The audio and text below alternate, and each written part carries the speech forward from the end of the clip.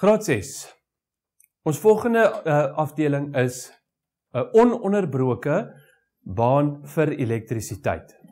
Nou al die verskillende komponente.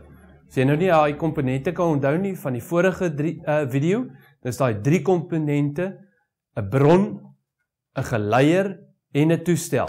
Nou as ons al 3 daai komponente saam in 'n stelsel sit, waarin elektrisiteit toegelaat word om daardeur te vloei. Dit vorm ons dan 'n baan.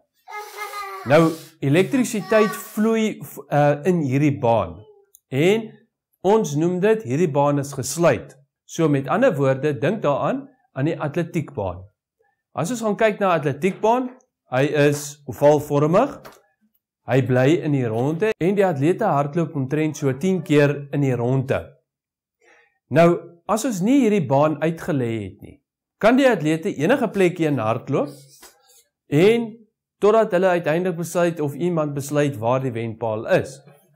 Daai baan is definitief dan nie 'n voltooide baan nie of wat gesluit is nie. Wanneer hy gesluit is, het jy een soliede patroon waarvolgens jy kan beweeg.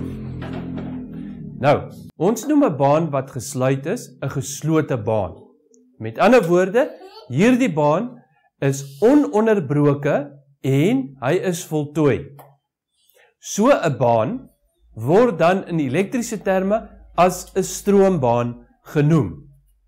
Nou, kom ek wys gou vinnig vir julle, hoe lyk 'n baie eenvoudige stroombaan?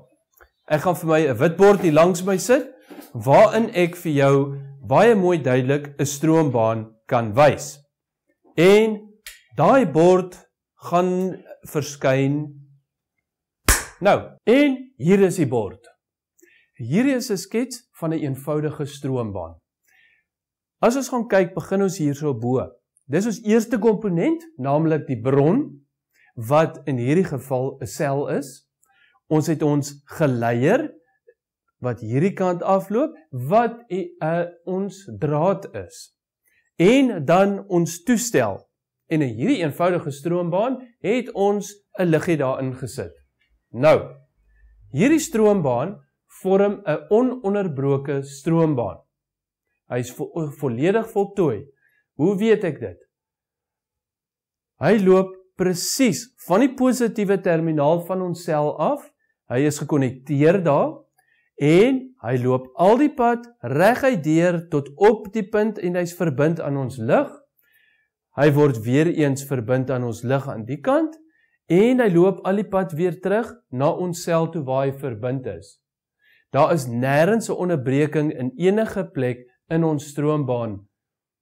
So met ander woorde, as ons kyk na 'n ononderbroke stroombaan, 'n volledige stroombaan, dan het hy geen onderbrekings nie. Met ander woorde, die elektrisiteit kan van een punt dwarsdeur vloei tot aan die ander punt sonder dat daar enige plek is wat hom stop.